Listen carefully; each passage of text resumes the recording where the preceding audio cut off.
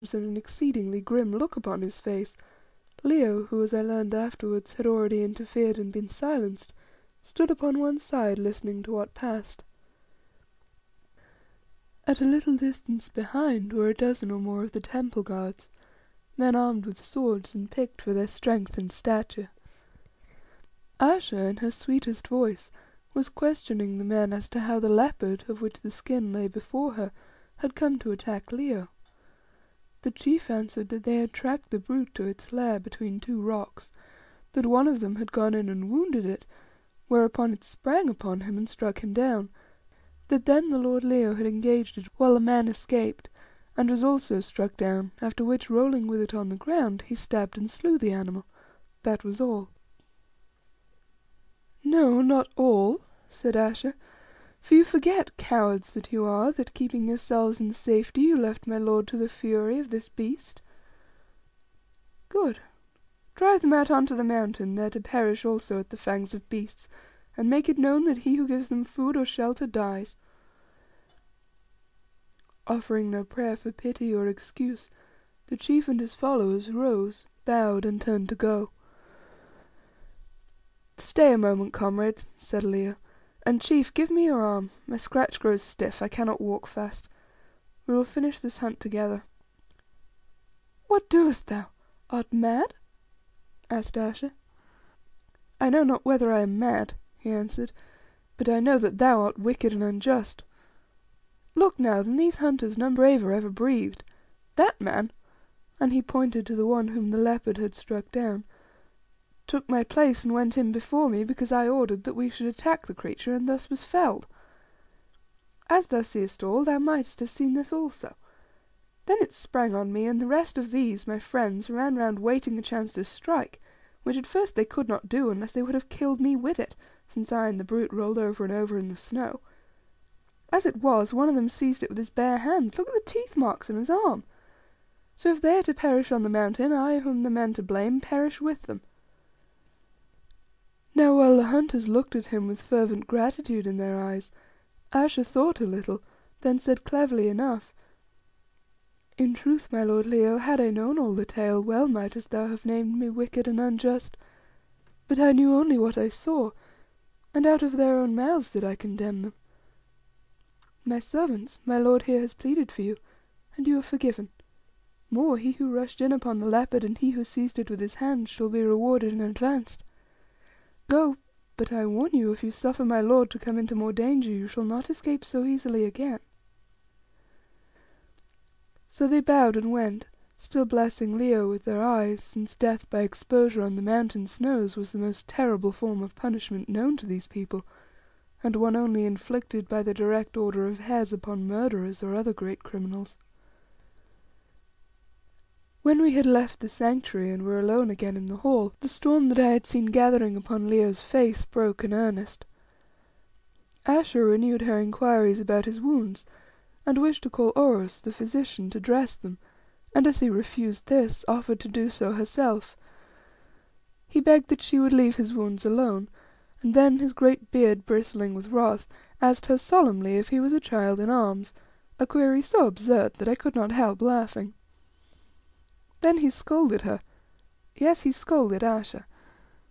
Wishing to know what she meant, one, by spying upon him with her magic, an evil gift that he had always disliked and mistrusted; two, by condemning brave and excellent men, his good friends, to a death of fiendish cruelty upon such evidence, or rather out of temper on no evidence at all; and three, by giving him into the charge of them, as though he were a little boy, and telling them that they would have to answer for it if he were hurt, he who in his time had killed every sort of big game known and passed through some perils and encounters.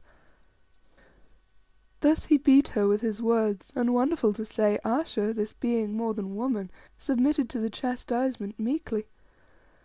Yet had any other man dared to address her with roughness even, I doubt not that his speech and his life would have come to a swift and simultaneous end, for I knew that now, as of old, she could slay by the mere effort of her will.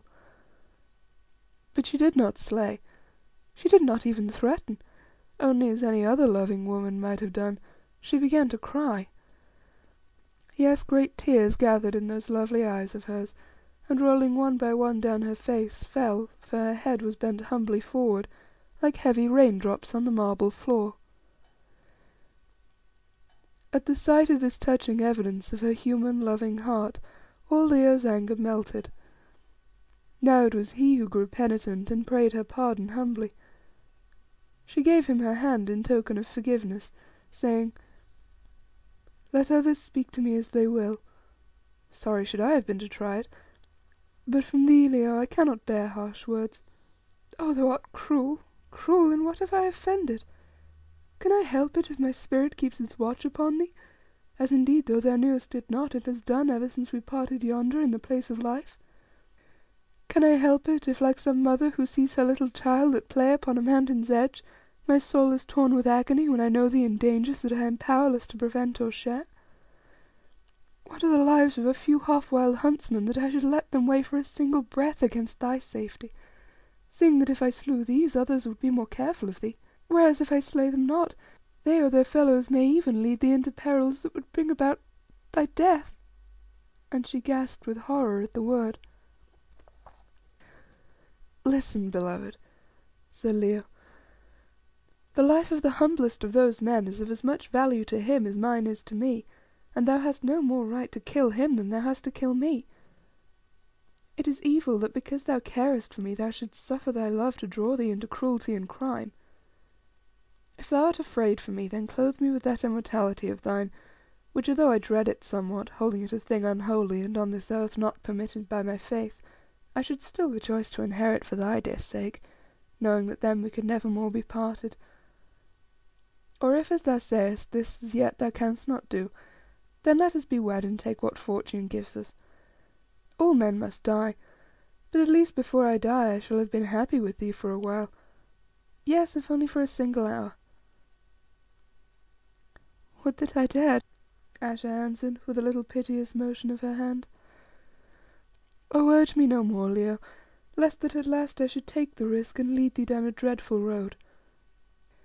Leo, hast thou never heard of the love which slays, or of the poison that may lurk in a cup of joy too perfect?" Then, as though she feared herself, Ayesha turned from him and fled.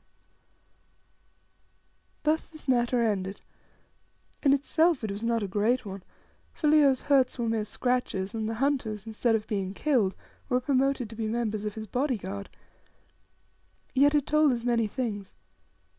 For instance, that whenever she chose to do so, Ayesha had the power of perceiving all Leo's movements from afar, and even of communicating her strength of mental vision to others, although to help him in any predicament she appeared to have no power, which of course accounted for the hideous and ever-present might of her anxiety. Think what it would be to any one of us were we mysteriously acquainted with every open danger, every risk of sickness, every secret peril through which our best beloved must pass. To see the rock trembling to its fall and they loitering beneath it, to see them drink of water and know it full of foulest poison, to see them embark upon a ship and be aware that it was doomed to sink, but not to be able to warn them or to prevent them.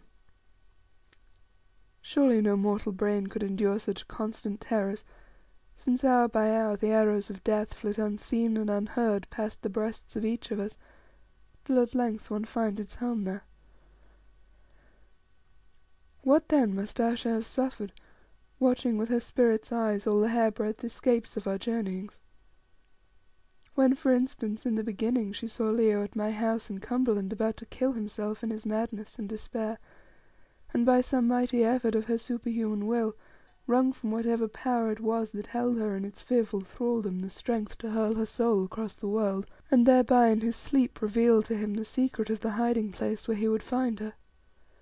Or to take one more example out of many, when she saw him hanging by that slender thread of yak's hide from the face of the waterfall of ice, and herself remained unable to save him, or even to look forward for a single moment and learn whether or no he was about to meet a hideous death, in which event she must live on alone until in some dim age he was born again.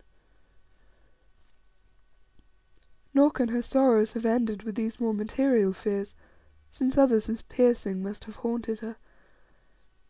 Imagine, for instance, the agonies of her jealous heart when she knew her lover to be exposed to the temptations incident to his solitary